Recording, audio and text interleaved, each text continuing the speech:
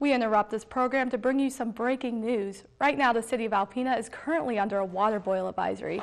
Right now, we have Mike Lewinsky with us from the Alpena City Water Department. Mike, how are you doing? I'm doing fine. Can you tell us a little bit about what's going on? Well, last night at about 10:30, we had a major distribution system line that broke from the water treatment plant. As a result, the city water pressure went down to basically nothing. And when that happens, there's a potential for groundwater to infiltrate into the pipe. It's sucked into the pipe, and that could potentially contaminate the water system. So as a precaution, we are asking all city customers to boil their water.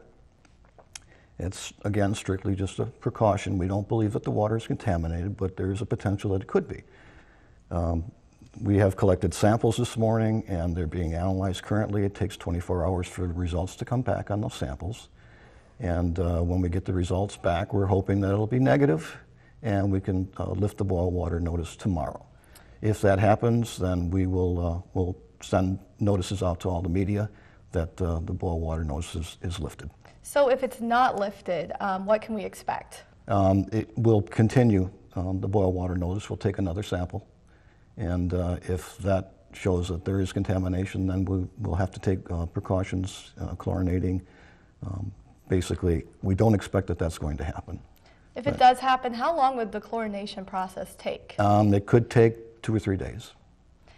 And how long we need two good samples to be sure that the water is safe to drink. And how long should people be boiling their water for right now? 5 minutes. And can anybody shower? Is it safe to shower? Shower is fine. If you're going to be using the water for preparing food, you need to boil it. If you are going to be using your dishwasher, if the dishwasher doesn't have a setting on it for high temperature, then you probably shouldn't use the dishwasher. That's just strictly another precaution.